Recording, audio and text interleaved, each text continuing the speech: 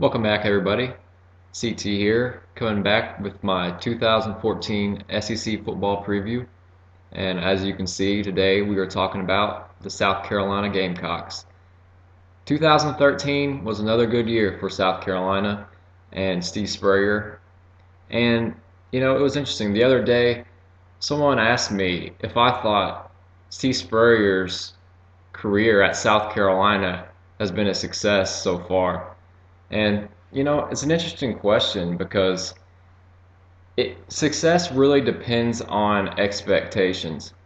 And whether you think he's been successful or not really depends on what you expected him to do when he got hired at South Carolina. And while, yes, there's no doubt that he's been very good since he's been there. There's no question about it. He's taken South Carolina and that program to places that they've never been before he got there, and the places that they probably never thought they could go prior to him coming there.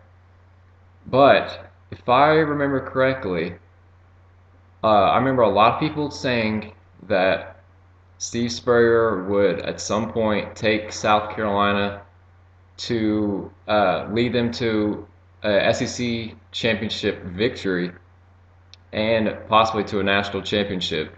And to this point, he has not done that. And he still might. He still might. And I believe that's his ultimate goal. I follow Steve Spurrier quite a bit.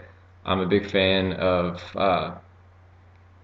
his of his press conferences more so than anything. He's obviously a great coach too. I mean, no way he's going to deny that. But that's something I always see him saying year in year out at media days is that's his ultimate goal. He wants to bring an SEC championship back to South Carolina. I never hear him say national championship, which I'm sure he would be fine with. But I think that's his goal. That's his main goal is to bring back an SEC championship to South Carolina for the first time ever. And if he doesn't do that, I don't think even he's going to consider his time at South Carolina a success. But he's done very well, and 2013 was no exception. They've been wins,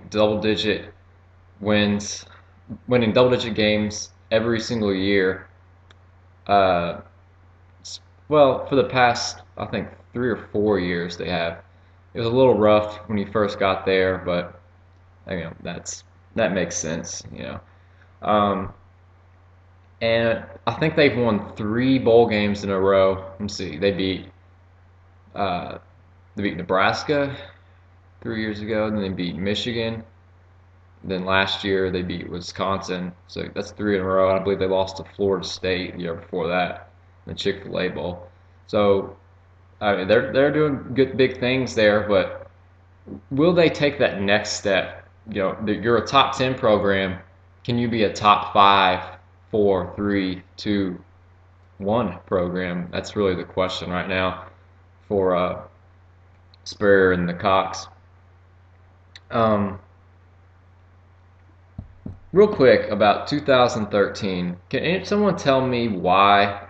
I went back earlier and looked at their schedule from last year. Can someone tell me why they lost to Tennessee? I don't get that at all because that was a no, don't get me wrong, it was a marquee win for Tennessee and that was huge for Butch Jones, but I don't get that. I mean, most other teams didn't have much of a problem with Tennessee. Well, Georgia did, but they were so banged up. I mean, that didn't even matter. But Florida didn't really have that much trouble with. I mean, I think they hung around with Florida. Tennessee hung around with Florida for a little bit, but they took care of business. I just couldn't figure why uh, South Carolina lost to Tennessee. It just didn't make sense to me.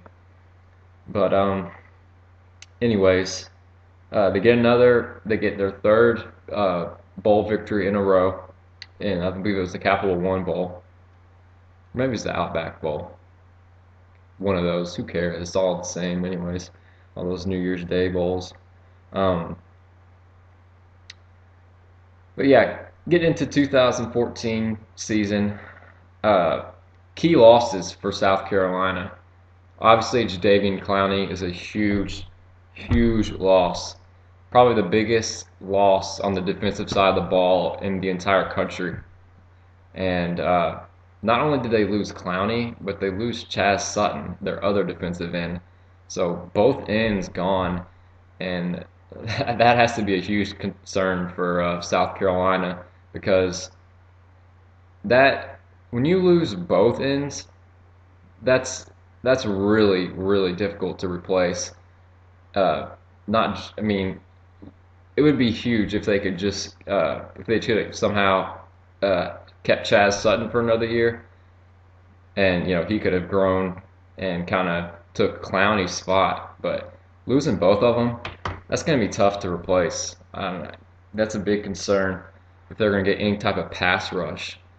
But I mean, South Carolina's recruited very well. They don't quite, just replace players like Alabama and LSU do, but they've recruited very well. So we'll see how that goes. I'm concerned about their defense in general. Very young defense. Was had trouble stopping people at times last year.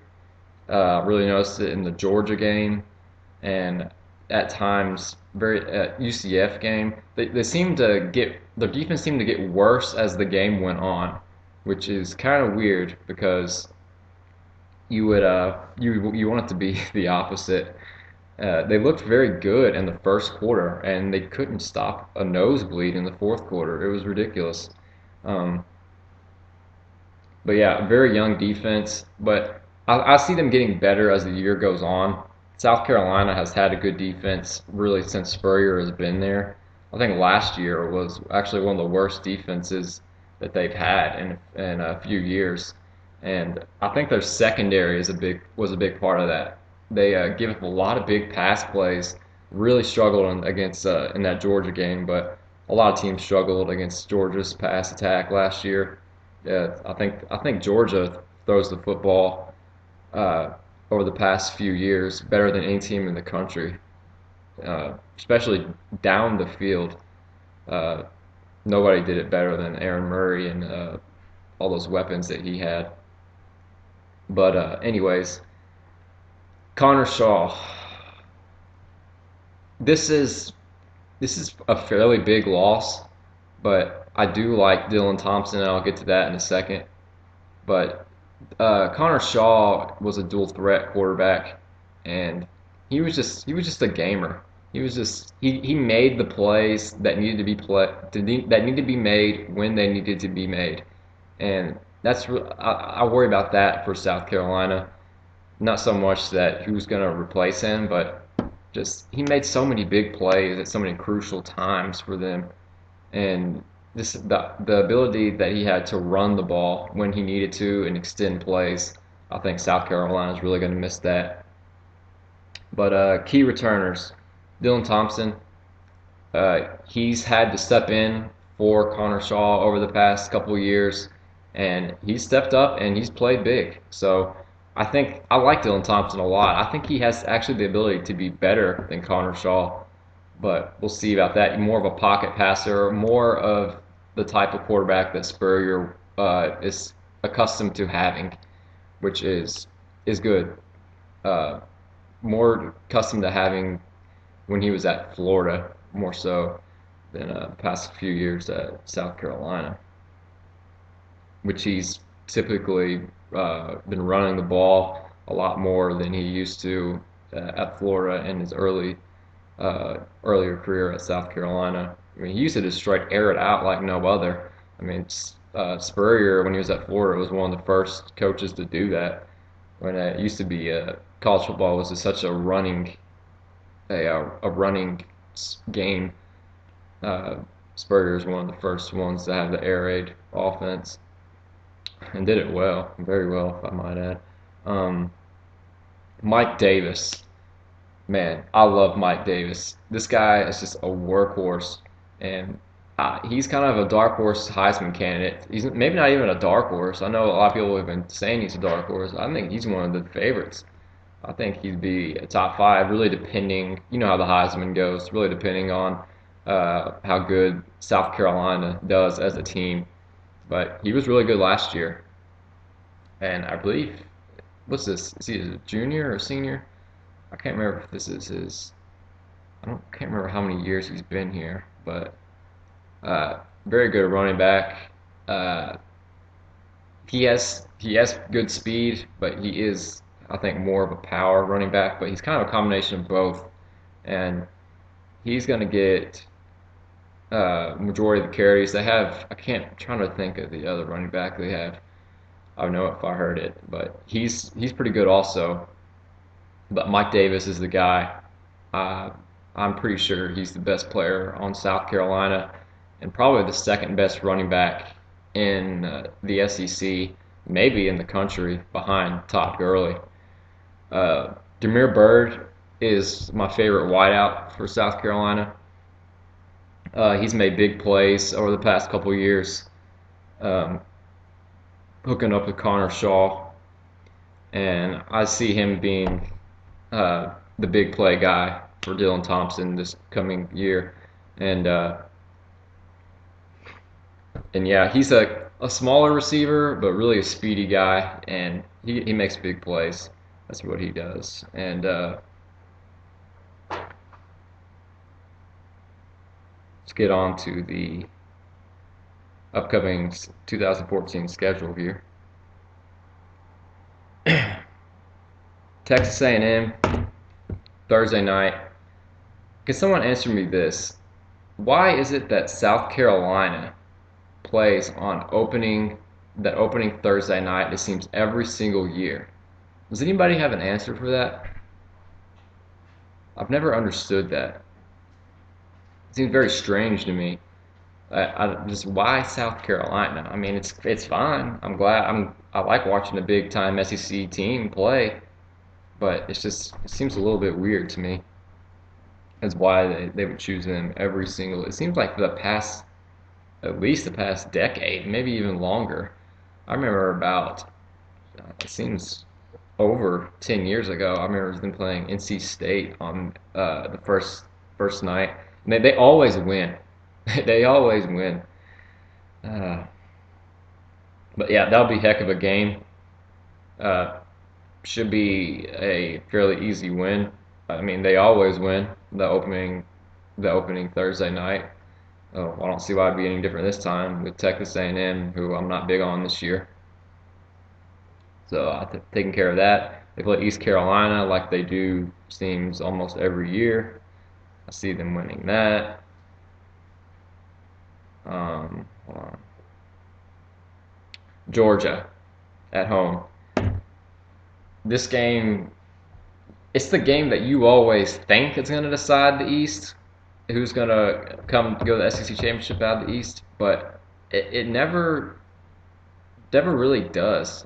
Like South Carolina has won this game, I think, 2 out of the last 3 times, and 2 out of those 3 times, Georgia went to the SEC championship, and Georgia won it last time, and Missouri won, and Missouri went to the SEC championship.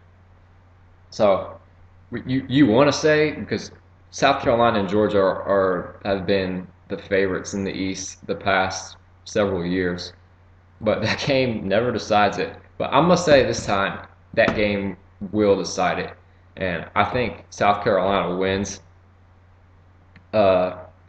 Not sure about Hudson Mason, but it'll be a great game, like it always is. But I like South Carolina. South Carolina destroyed Georgia last time they played at Williams-Brice, and surprisingly destroyed them. Last year, Georgia kind of stuck it to South Carolina, coming off that loss that they had to Clemson, Georgia that is. But yeah, I like South Carolina there. And then they go to Vandy.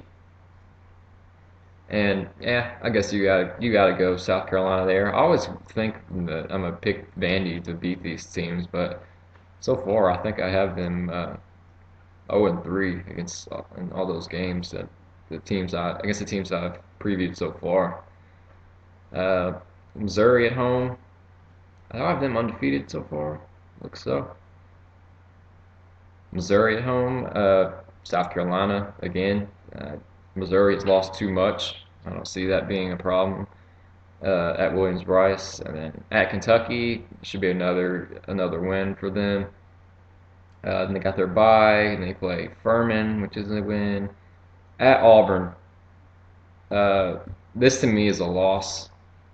Uh, that young defense that I'm not sure about with South Carolina is probably going to give up a lot of points to that Auburn offense, which was just ferocious rushing attack last year. I know they lost Trey Mason and they lost their Greg Robinson, their left tackle, but I see them being more balanced this year, Auburn, and they threw.